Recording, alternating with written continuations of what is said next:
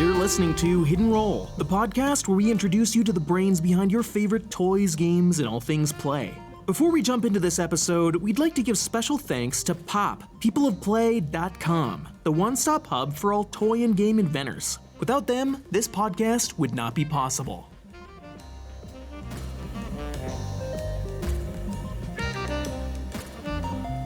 You're listening to Hidden Roll, the podcast that introduces you to the brains behind your favorite toys, games, and all things play. I am artist, engineer, and game inventor David Yakos. And I'm game designer Branson Faustini, and together we get to talk to the people who make the world of fun. And speaking of the brains behind your favorite toys, games, and all things play, Tom Dusenberry has really touched so many aspects of the world of play. He was the CEO of Hasbro Interactive, CEO of Atari, Games.com. He's held a variety, many positions at groups like Parker Brothers, Milton Bradley, and today he's operating Dusenberry Entertainment. It's like a one-stop solution, combining interactive solutions, digital content companies, toys and games. Really, he's really done it all from the inside, from the top down, everywhere. Tom, I'm so happy that you're here. Thank you for joining us. Well, thank you, David, and thank you, Branson. I really appreciate it. It's an honor to be here. Yeah, I feel grateful. I've been able to work with you on different projects and get to hear a lot of these behind the stories, almost from like a mentorship aspect, just your insight and wisdom. And I'm excited that you're going to get to be able to share that with our listeners today. But really, I guess backing up. Yeah, we like to start at the very beginning. What, I guess, inspired you to be involved in games? Yeah, I have a kind of a unique experience for the game industry and myself personally. And that is that I was born and raised in Des Moines, Iowa. And during when I was growing up, I lived in several different states around the Midwest, but it was always in the Midwest. And when I graduated from high school, I had an opportunity to start to work with a game company called Parker Brother Games. And the reason that Parker Brother Games was in Des Moines, Iowa, was at the time the biggest retailer was Sears. And Sears had this requirement that if you were to ship product to them, they had to be able to receive products within one day. And because of the fact that Parker Brothers was in Salem, Massachusetts, it couldn't reach the West Coast. So they had to find a central place in America to be able to make and distribute their products to Sears and to other accounts. And so that's what the opportunity was for me to get into the game business. And uniquely, the game industry was going through its very first platform transition at that time. And amazingly, it was going from cards to plastic. And during that time, there were products that were on the marketplace like Instant Insanity and Soma, and they recreated the game industry because they created a third dimension. And so when I was hired to come in, I was on the loading dock, but when they had overtime, I would go and I would actually put Instant Insanity pieces together so that we could put the 4 blocks together and then ship it out to the customer. And what was amazing about Instant Insanity was that the retail price was 59 cents. So we were selling the product for 25 cents to Sears and other accounts. So that is insanity. When you think about today and the pressures you're under from a costing point of view, remember back to Instant Insanity and how cost effective the products were at that point. But it also created an opportunity for me, and that was that I found that the harder I worked, the more success I had. And so I really went to work, and I started working hard. And I realized early in my career that the heart of the decisions was at the core of the product. So over a 22-year period of time, I literally went from manufacturing to sales to marketing and then into R&D, and I was able to see each of those different areas of the company. And that to me was what really exploded the opportunity, was the fact that I truly learned the game industry from the ground up and was able to be a part of that from the very beginning. And as I was growing, the game industry and the toy industry was growing dramatically as well. So what other games were you working on? Like what other titles were big at that time? So, the biggest probably new product was Boggle at the time. So we were quite excited about that because it was competitive to what Scrabble was. But the core of the business was always Monopoly. And so we always stayed focused on Monopoly. And interestingly enough, I was on the founding team of the Monopoly McDonald's promotion. And the whole idea was that we were trying to get more mass market interest in Monopoly. And after a 2-year period of time, McDonald's had a huge success with the McDonald's Monopoly promotion. And they really liked it from a point of view that it was running in the March time frame, and they were getting all these sales in a counter seasonal point of view. And what we did was that we went to McDonald's and we suggested to them that maybe they should move the promotion to the fourth quarter. And we said, because they're making so much money, maybe they should pay us $1 million to be able to use the game. And so we were all prepared to go forward with them. And we went down to the local Boston airport to be able to sign the contract to move forward.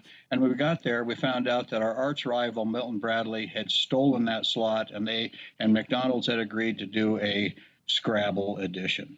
And so we lost the promotion completely. And it was just horrifying from a company point of view, because we really counted on that as being kind of our core marketing. So out of that, we were highly disappointed. And I went back to corporate and started to talk to them about, what are we going to do next?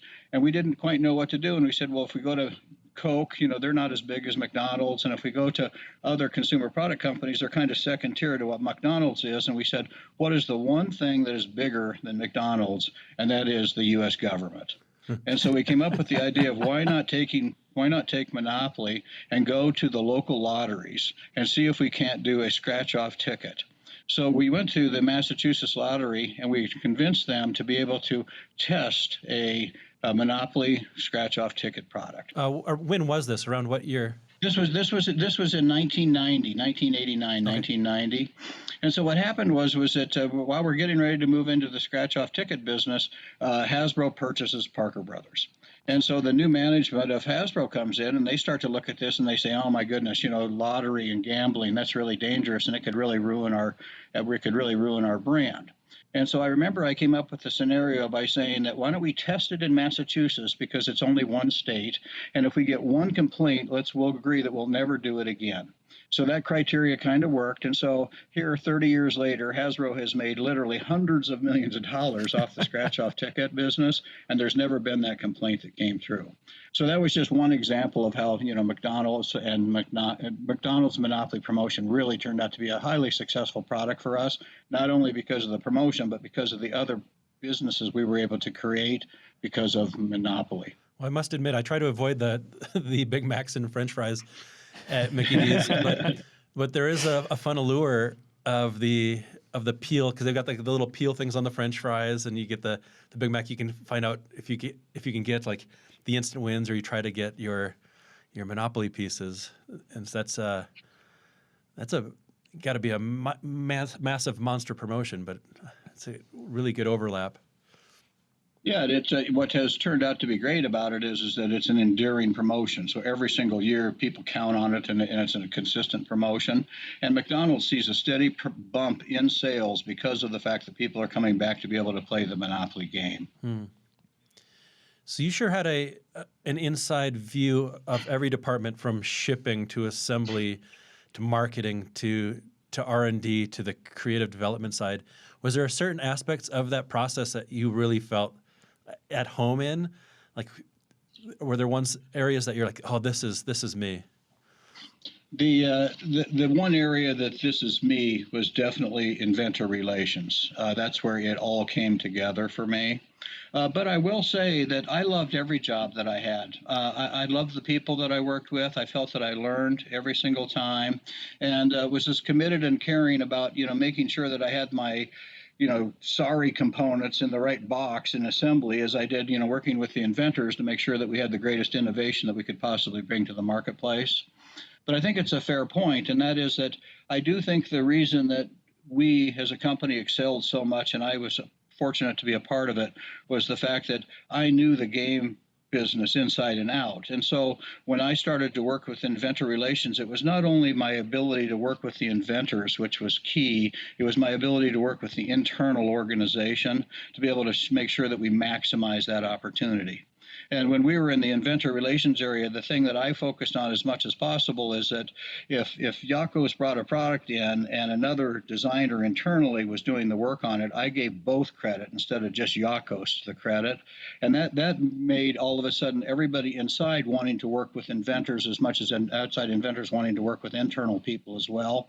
And I think that there was a special sauce to that from a point of view of making both sides work together and collaborate. And that's where I think some of the great innovation that Parker Brothers had, that's the reason it came out. That's awesome. Yeah, a ton of innovation is coming from outside inventors. It's not all done in-house, for those that aren't aware. And I feel like the toy and game industry, maybe the housewares has a little bit of this as well, but the toy and game industry is pretty unique when it comes to, there's actually job titles on people's business cards. It's inventor relations. Their job is to work with the crazy inventors that have these ideas, and they come to somebody that is their position, like Tom at the time, and pitch those. We've been fortunate to have a number of inventor relations people here on Hidden Roll, like Tanya Thompson from Hasbro, Josh West from Think Fun, and everybody's got some great perspectives of what it takes. And I'm curious, Tom, what were some of like the secret sauces? Like what is it that you were looking for as an inventor relations person that really captured you when an inventor brought you a toy or game? Yeah, in my 40 plus years in this industry, the one thing I learned is that the bottom line is that if you're going to have a successful product, it's all about the fun. And so everything has to be derived from the fun element. And when you think about creating fun, it's hard. It really is, because what it needs to do is it needs to be something that creates something that has a positive impression, but brings people back wanting to play it over and over. So to me, the magic sauce really is to making sure that there's some type of inspiration as it relates to where the spark of the fun is. And I coined this phrase that I'm always looking for I call the wow factor. And that is that if I sit down with the inventors and they bring out a new product and it's like it's a theme or it's the way it looks, it's like, wow, this looks pretty cool. So it kind of passes the first wow of the wow factor. And then we sit down and we play it and we talk about it. And at the end, if I say to myself, wow, I'd like to play that again, it kind of passes that little criteria as it relates to it must have some type of theme or some type of, lure to me. And then it has a design payoff that says, okay, I'm willing to do it again. And, we all know that to make a successful product, it can't be just something that's one and done. It has to be something that it encourages people to say, I'd like to play it over and over. And that repetitive play is what really delivers the fun experience from an endearing point of view. Has the types of pitches and games and things, because I know that you also work in the digital world as well, and that's an evolving thing. Have those changed over time, or has that stayed pretty consistent? The one thing that has never changed is that the only way to make a successful game is it's got to be fun. So that you have to have that. But with that said, the dramatic change of technology from when we had the Atari era to where we are today is just almost overwhelming. Right. And, we're to the point now that games are the stories are so exciting, the graphics are so immersive. Many people would just as soon watch people playing games than actually play games, and that's an exciting new market. And the reason for that is that the technology is so advanced now that it's very sophisticated and really gives that deep immersive experience that people are always looking for. So over the years, the play things still have to have wow, be fun, but really a lot of the tools have gotten better and some of the themes have changed. But one of the other things I feel like is happening is the pacing of which things need to be for kids. It's like kids need more and more today. It's like their attention span is getting shorter and shorter. Have you noticed any of that in 40 years? Like you've had your finger on the pulse of what's fun for as long as anybody or longer than anybody. Maybe you could speak on that a little bit. Yeah, to me, there's different types of experiences that the consumers can enjoy. And, if you're going to do like a Dungeons and Dragons type of a game, you've got to commit a great amount of time and resource to be able to do that. But the vast majority of game experiences right now are very quick type games. And so the entire level or the entire mission can be done within 3 or 4 minutes. And so it's a step and repeat is very, very important.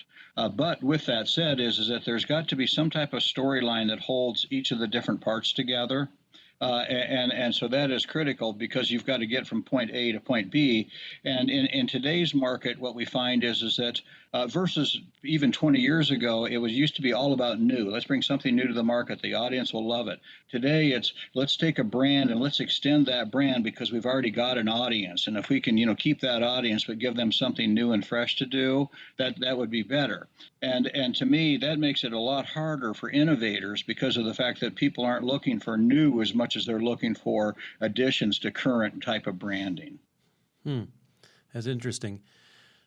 Stepping back a bit, when you were working for Milton Bradley and then Hasbro ended up buying really, I guess, all the IP, how did that work out for you? Did you move along with that purchase and then become a Hasbro employee at that time? When Hasbro purchased Parker Brothers, or not Milton Bradley, sorry, Parker Brothers. I was a marketing guy at the time. And if you look at my career, what paralleled the success of my career was that every time that Parker Brothers was acquired by a different company, I would switch departments and go to something else. And I think it's an important point for your audience to understand, and that is that change can be very good and very dynamic from a point of view of what your career is. And the reason for that is that change gives you an opportunity for you to reinvent yourself. And so what I say to people is that if you're going through an acquisition, embrace the acquisition because the new people are looking for fresh new ideas that just came from the company they acquired. And the more you can be forward thinking and more aggressive at that point, the more they will be accepting of you. And all of a sudden the promotions will come along. The promotions must have come along because you started by packing boxes and ended up becoming eventually CEO of Hasbro Interactive. Yeah, and what happened was that Parker Brothers and Milton Bradley, when Hasbro first purchased us, were separate, and so we competed directly against each other in the marketplace. And talk about a weird dynamic, but we were going out to talk with inventors, and so was Milton Bradley, and ultimately everybody knew what they were doing because we were in the same company. And where it all kind of came to a head was that Bob Fuhrer and Asahi introduced a new product that they were bringing to Toy Fair. And Bob had this incredible relationship with Mike Meyer at Milton Bradley. And he also, knew me, and that he was trying to establish a great relationship with me as well. And so I came down to New York Toy Fair early, and I met with Bob, and he showed me this new product called Bridge Builder. And I said, Bob, I'm going to option it from you right here and now. And he goes, well, you can't. I haven't shown it to Mike Meyer yet. And I said, you have to make a decision. And so he ultimately decided that he would go with this option. And I was being preemptive against my own company to be able to do this. So what happened was that after Toy Fair, all the brouhaha came up and how we were competing against each other. And ultimately, what happened was that they decided they didn't want us to be competing against each other, and we should be more cooperative from a point of view of being able to work together. And what turned out to be great from my point of view was that I was now moving into the Milton Bradley organization. And what happened was that the management at Milton Bradley thought I was very bold for what I did, and they valued that, and they promoted me because of it. It's, I guess the risks paid off. It could go either way. But that's kind of what the toy and game industry is all about, is taking risks and seeing if they work out or not. And, the people that are successful are the ones that take the risk, and they do happen to work out. Yeah, there's definitely a lot of failure. I suppose failure might even be the wrong word. Failure is like when you give up, but a lot of rejection in this space. I don't think a lot of inventors or people that have an idea realize how many rejections there's, because a lot of the pitches and the stories we hear are those success stories, but the amount of rejections in between each of these, I'm assuming over the course of your inventor relations time, like how many ideas did you look at? You had to see just about everything. Yeah, when I started, when Hasbro purchased Parker Brothers, I moved into inventor relations, and to me, it was all about innovation and deal making. So that's what I was interested in. And what I found was that my competitors at the time were Milton Bradley, Tyco, and Mattel. And all three had inventor relations people that were like 20-year people in the industry. So they were well known and well established. And then here comes this guy that came out of marketing. I mean, God forbid, from an inventor point of view, that you have a marketing guy that's doing inventor relations. And when I would go to the inventors, I would get fourth hand me down products because they were showing all of their buddies before they were showing me. So what I decided to do a scorched earth strategy, and that was to go after new inventors. I mean, we went after the current inventors as well, but we went after new inventors. So that's where we met Dan Klissner, and that's where we met, all these other types of inventors, and that's where a lot of our inspiration and ideas came out of. And in that first year, I think that I looked at like 2,500 to 3,000 games, of which we did 20. So you can see how big of a fallout we had. And so that's that those numbers alone are amazing. But so for me, what I did and where I made my mistake was that I brought probably about 300 or 400 of those back to Parker Brothers to evaluate. And in the process of doing that, I overwhelmed the entire company. There was just no way preliminary design and development and marketing could keep up with looking at that propensity of products that were coming in. And so I sat down with Jim Tingley, who was like our preliminary design guy, and Jim Henderson, who was our product guy. And we said, let's be realistic. We're going to do 20 to 30 items. If you can bring in somewhere between 70 and 90 items, that's an amount that we'll be able to handle to be able to evaluate properly and give a fair shake to those inventors. And so all of a sudden it became like an internal type of a thing that, Tom, you got to be tougher in the market. And that is that wow factor really better pay off for you. And so that was a big turning point as well, because we wanted the inventors and the designers to be working together. But if they were doing so many different things, they could never really focus to make something successful. And once we figured out that there was a pipeline that had to be taken care of from an innovation point of view, that really helped us a lot because it gave the internal people a chance to really understand and spark to what the external inventors had, and then we were able to collaborate and make those successful products. And I think the outcome was that when I moved from Parker Brothers to Hasbro Interactive, I think Parker Brothers had 8 out of the 10 top new games came out of our company, and it just showed how the innovation was just really flourishing from a point of view of how we were making the market successes happen. So you mentioned Dan Klinsner. Was Bop at one of those games that came through that program? When my part of Bop It was that Dan was really working hard, and he was working with Bop It and thinking that it was a TV controller. Yeah. And my suggestion was that it doesn't need to be a TV controller. It could be a standing 3D element, would be similar like a 3D twister. And that's where he took it away from being the TV controller to kind of what it is today. And we've had Dan on the podcast here. His story is amazing. It's just fun getting to connect the dots of you behind the table, him in front of the table, and just kind of having the genius on both sides before a product like that ends up. Well, and Dan's a good example. He was part of our scorched earth strategy. Nobody knew who in the heck he was when we were starting this whole process. And I remember we invited him to come to our office, and I was going to go out to dinner with him later at night. And so I'm trying to hunt him down, and I find out that he's in a designer's office. So I go down to the designer's office, and there's nobody there. I look underneath the table, and there's Dan and the designer. They are literally underneath the table, and what they're doing is they're sticking stuff to the bottom of the table. And from that came Gum Guys, which was a product that we introduced into the marketplace. But to me, that was an example of where if you got the inventor and you got the designer together and they went underneath the table, something special could happen. That's pretty wild. That's awesome. It's pretty crazy just, crunching, doing some quick maths when it comes to, you're looking at 2,500 ideas, bringing back, 300 of them. So, roughly, 10, 12% of the ideas, you're giving a little bit further evaluation. But ultimately, if you're assigning 20 of those, that's less than 1% of the ideas that you look at. It's like 1 out of 100 ideas that people bring, so that have got that wow factor. That's it's a sobering number, but at the same time, it speaks to the perseverance that an inventor must have when it comes to trying to get an idea out there. Yeah, I agree with that. And one of the most successful inventor during my time was Steve Meyer with Meyer Glass. And we just connected. I mean, we were to the point that I would say, Steve, we just picked up Batman. We need a game within 3 weeks. And he would invent a game and have it to us. So, I mean, we just had an incredible relationship.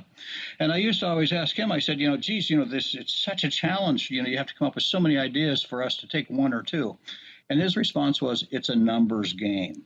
And that always stuck with me, is that, from an inventor point of view, you got to hang in there, because that next one might be the right number, and it might be the one that allows you to, become successful as you desire to be, So I do believe that you're right, and that is that a lot of inventors have to have a lot of different product options to be able to show. And I also find that something that might not be successful today may be successful 4, 10, 15 years down the road. And I have an example of that as well. I used to go to Japan a lot. And in Japan, we not only see the inventors, but you would see the Japanese toy companies. So you would go to Sega, and you would go to Konami and Namco. And we went to Tomy.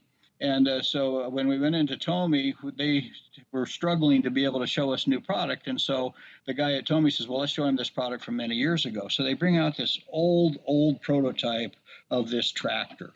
And what was unique about the tractor was that it had this ability to, as it rotated, it could lift something up and plop it into the container in the back. And it was like, wow, there's something unique about that. And when we started to think about putting that onto a track, it could be, wow, this could be a lot of fun for younger kids. And so we brought it back, and we took Tractor Pull, which was the name of the game, which was 20 years old at the time. And Chris Down, who's the chief design officer of Mattel right now, he was the designer, and he actually created another product, and it became, all of a sudden, it was a dog theme. And we were able to make it a dog catcher type product. And it went out into the marketplace and was successful for 3 or 4 years.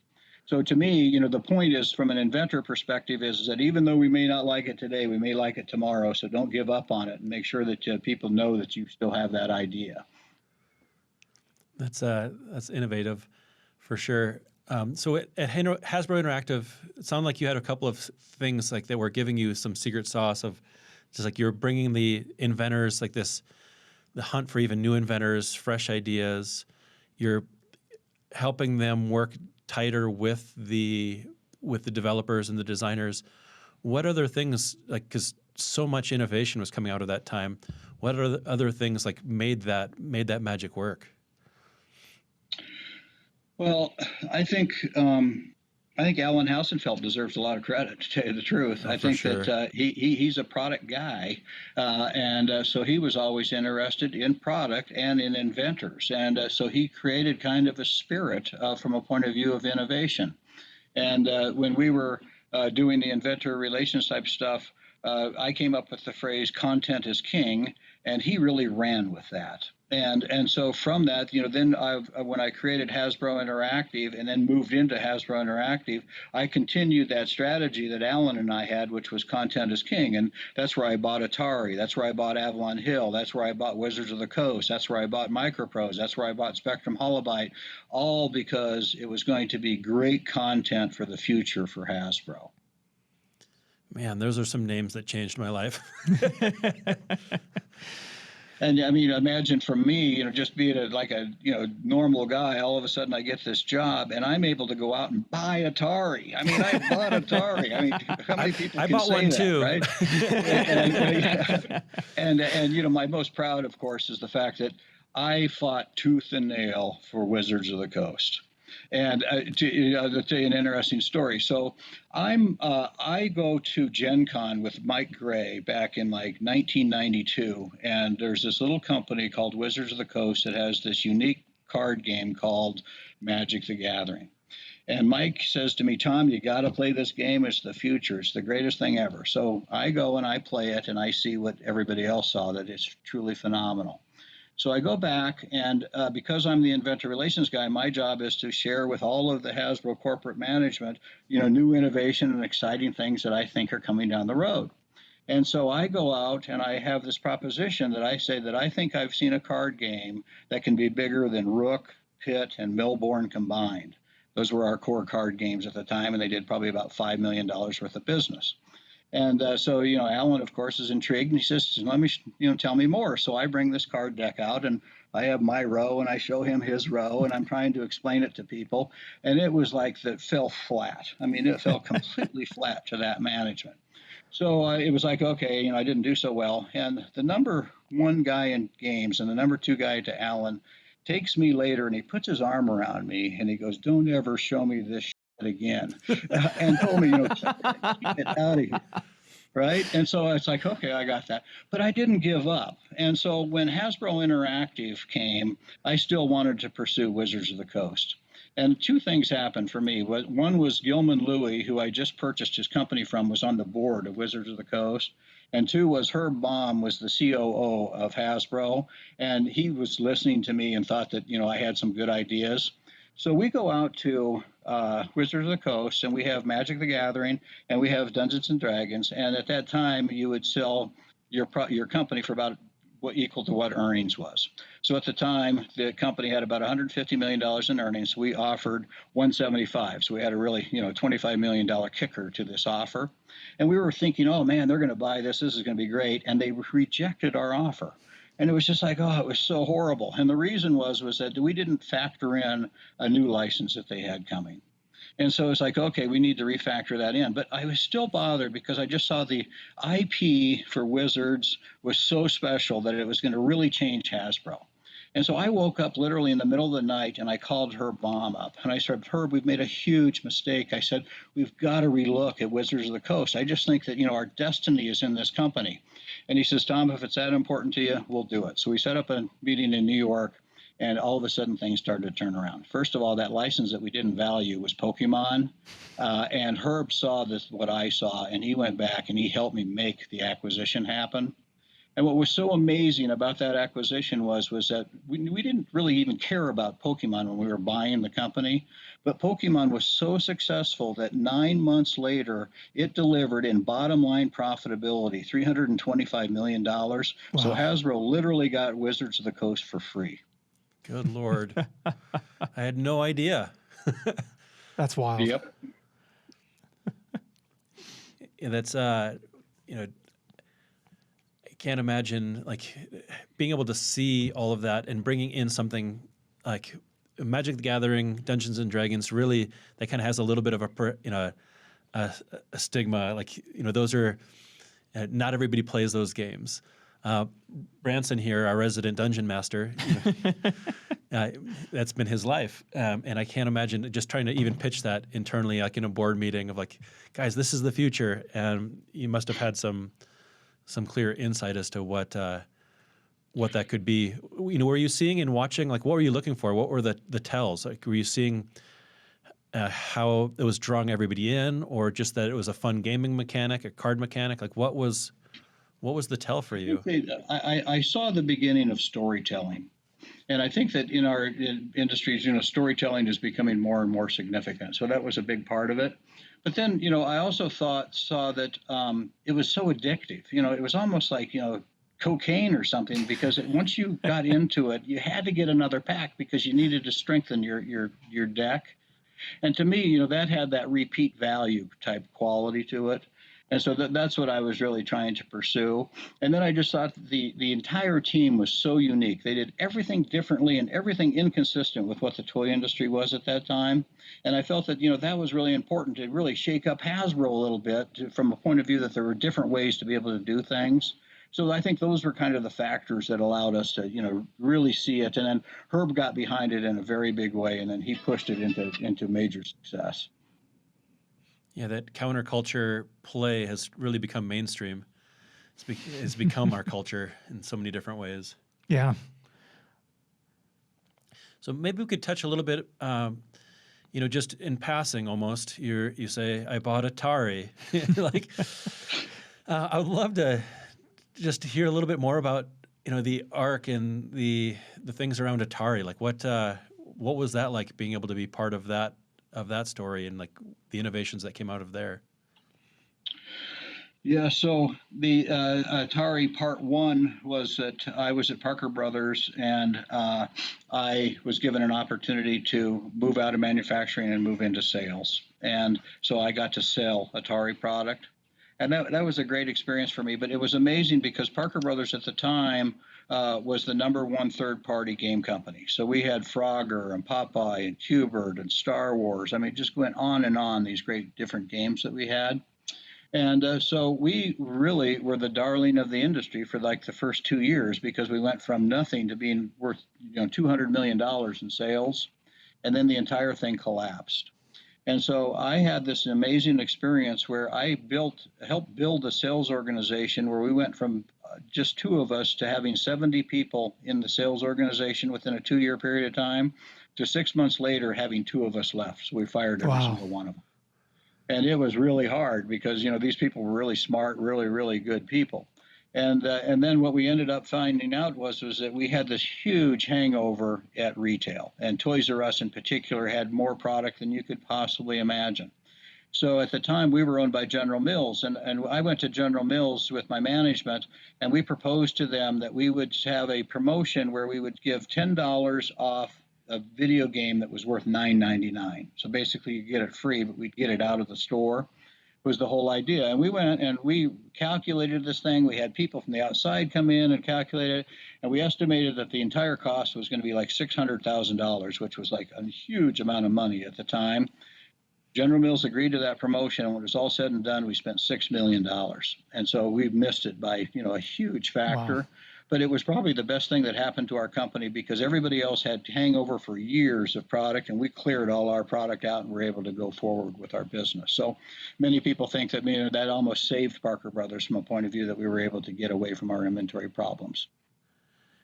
And then Atari Part Two was the fact that I had fallen in love with Frogger. And when I started Hasbro Interactive, I had to have Frogger in my company. And so we did get Frogger. That's a story in itself. But when we got Frogger, we had a huge success. We did 14 million units of Frogger in a 2 year period of time. I mean, it was beyond huge. And because of that, we wanted a strategy, and that was let's do retro games. And so, we were getting Tetris and we were getting Pac-Man, but I really wanted the brand and the franchise, which was Atari. So I had my biz dev guy. He was out trying to get me Centipede, and we weren't making much progress. And so I was in a meeting with him, and I said, darn it, we've got to find a way to get the Centipede. And he says, Tom, it's impossible. The Atari seems like they're so broke, they're about ready to go bankrupt. I'm like, bankrupt? And they're like, wow, what does that mean? And the next day, that day, I literally went on a flight out to the West Coast, sat down with the CEO, Jack Tramiel, and found out that they were very close to bankruptcy. And they were doing a disk drive company that they needed some cash to be able to make a commitment. And if they didn't make that commitment, the whole company was going to go bankrupt, including Atari. So I asked him what he needed, and he said that he needed $5 million. So I said I would buy Atari for $5 million. And so I ended up in a 2 week period of time doing all the due diligence and everything, and had Alan supporting me. And we ended up buying the entire company within that 2 week period of time for $5 million, and it became part of the Hasbro assets going forward. Wow. What year was that? That must have been like 1998, 97. What were players looking for at that time? When you were looking at games, what were they being driven by? It was a period of technology revolution. So the Windows 95 had just come out, and so we had multimedia, and then Sony came out with the Sony PlayStation 1, so it was multimedia as well. So that alone was kind of a big game changer from a point of view of being able to have a deeper experience. With Hasbro Interactive, our approach was, one, extend Hasbro brands, two, use licenses, and three, go after innovation or go after original product. So we did really well with Monopoly and Scrabble and that kind of stuff, and that was our bread and butter. I mean, we had that down to a science.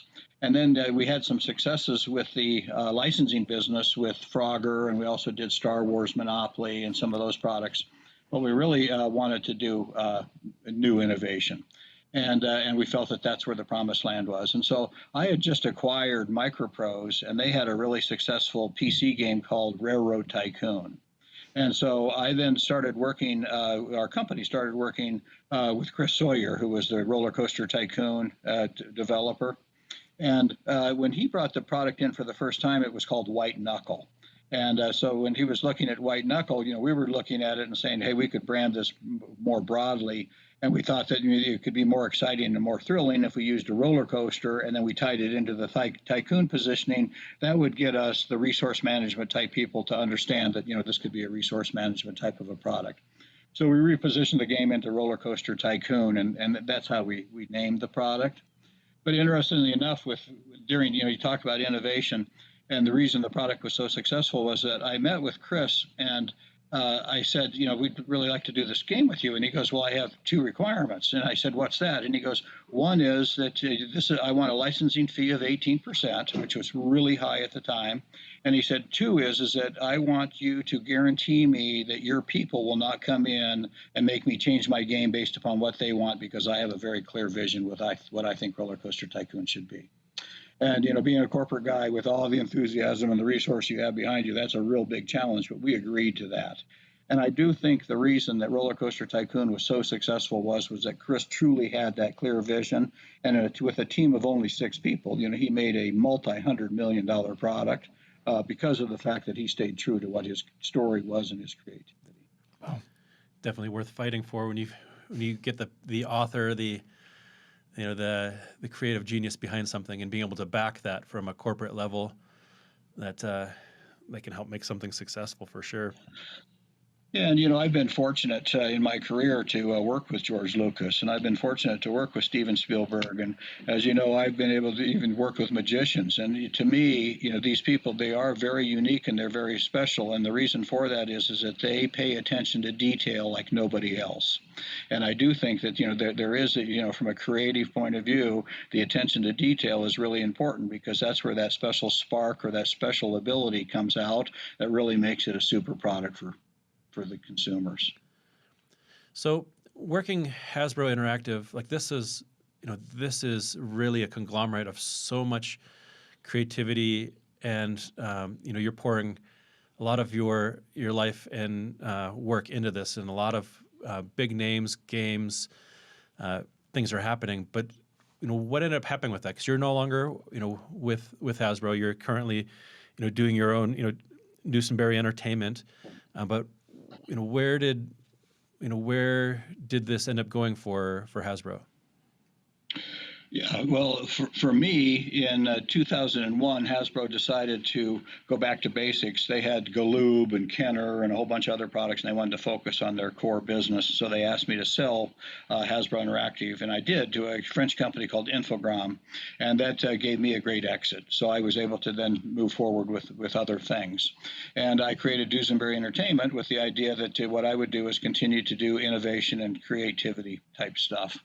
And with Hasbro, what they did is they basically went back to basics, and they kind of retreated completely from interactive entertainment until recently, when Chris Cox came along, and all of a sudden the entire focus is back on interactive entertainment. So I do think that they probably realized that what they had they missed out on, and now they're trying to get back and going. And I think I just saw that Baldur's Gate, Chris Cox is saying, is probably going to be the most profitable product in Hasbro history. So I do think that they're finally seeing that interactive entertainment is a very lucrative area for them and their brands, and they're going to now exploit that. And so then back to Dusenberry Entertainment, I went off on my own, and for the first 10 years, I really focused on mobile games. I built 4 mobile game companies, and they rolled up into different types of companies, and they're all part of EA Mobile today.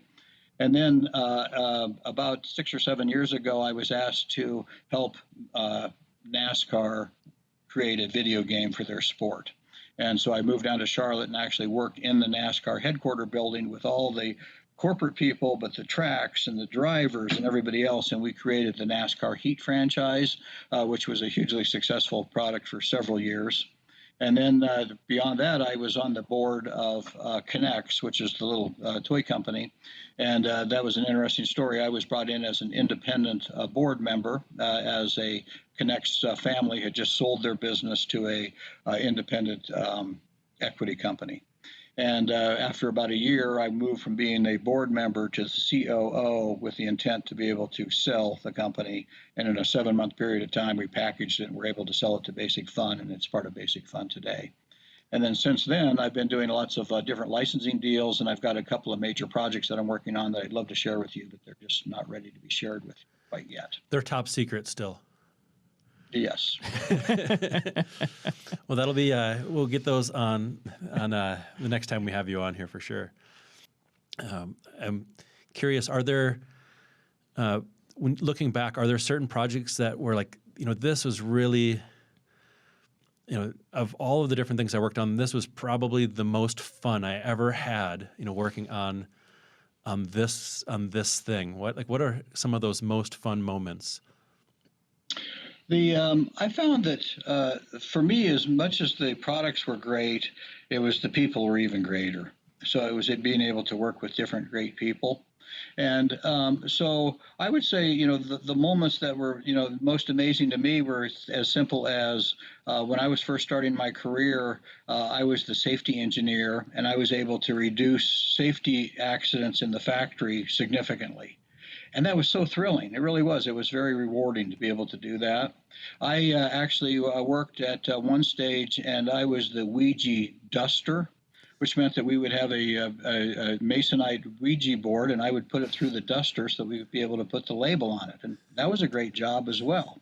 And, being the CEO of a company, there was nothing more fulfilling than being able to find talent and to be able to help mature and nurture that talent to the point of view to see them continue to grow. So that was great. But I think, the bottom line was that, being able to work with people that are very significant in many different industries and collaborate with them from, Lucas and Spielberg all the way to people at retail at Walmart and Target, and making successful types of projects happen was what it was all about. And I would say, I have as much enthusiasm and excitement about the toy and game industry today as I did when I first started. And that is that I just think that, we're going into the golden era of experiences from the point of view of toys and games. And so I just think the future is really bright, and I can't wait to see, what the next 5 and 10 years is going to give us. Nice. Well, it's amazing how things are becoming more and more connected all the way through. It's, there's more blurry lines between toy, game, digital, interactive.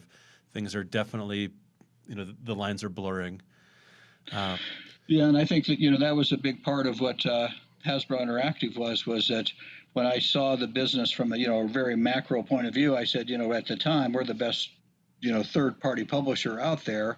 And if you think about it, we're the best toy company in the world. What can we do to bring those two things together? And that really, created the smart toy category. And a big part of the guy behind that was Dan Klissner, who did the key toppers. And, it was an amazing piece of technology at the time. And that was that we were able to literally put a toy on top of a keyboard, and the toy would then be interacting with the software on the screen. And so we created a whole new game play experience, because instead of being one-on-one, we created a one-on-one-on-one experience. So it was the consumer to the toy to the software, and all three of those things working together created that immersive experience. So to me, that's where the smart toy business really started. And I still believe today that anytime that you can connect physical product and interactive product, you've got a really exciting proposition for the marketplace. Well, you've definitely had your finger on that pulse for a while.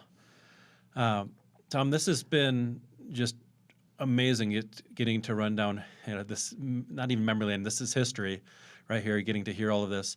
Before we wrap things up, though, we like to ask a series of rapid-fire questions at the end based on the roll of our hidden roll dice.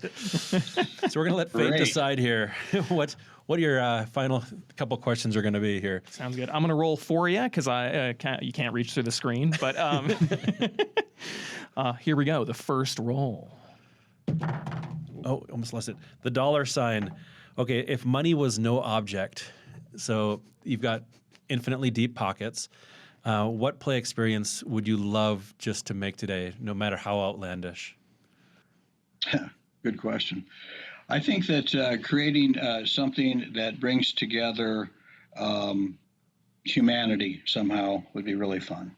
I guess I don't have a good answer for that question. That sounds like a good answer to me. Bring the world together. All right, next one. What is it? The lightning bolt. What genre needs more toys and games? Where are we lacking?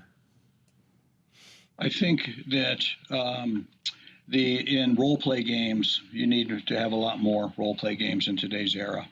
And role-play seems to be very significant in everything that we do. And the more that we can get people to understand how other people do things and get to a certain result, it would be very good for everybody. Nice. Yeah. All right, let's give him one more. Oh, the broken heart.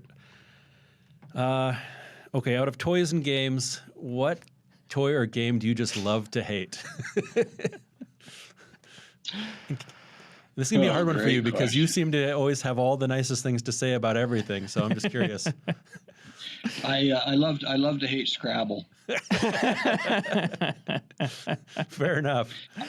To me, I've always been responsible to my company, and I know word games are really important, but they just don't turn me on, and so I love to hate Scrabble and word games.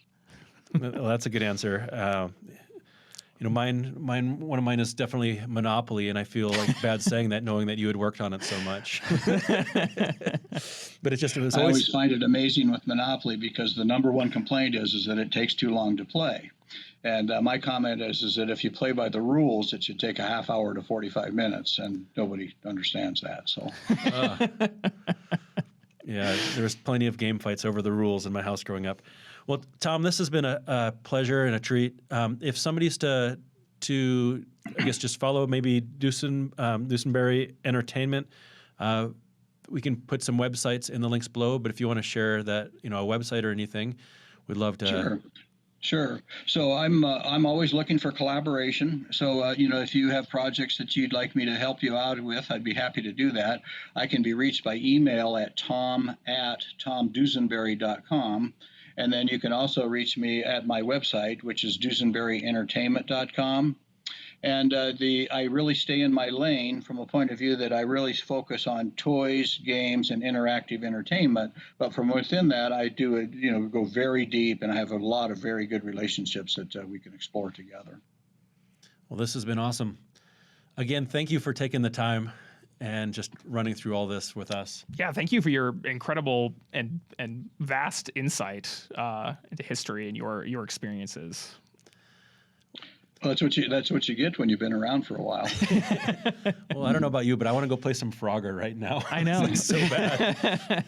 Actually, one thing that people always ask me is what's my favorite game. Oh, and yeah. Amazingly, it's a dice game from Sid Saxon called Can't Stop. And I find it amazing because I have so many choices of different games to play, but I tell you, every Christmas we get together with my family and we play Can't Stop. And so, there are, board games and traditional games that can just last forever within a family because they just create such endearing experiences and memories. But that one, you just literally can't stop. Thank you, Tom. Thank you. Thank you, guys.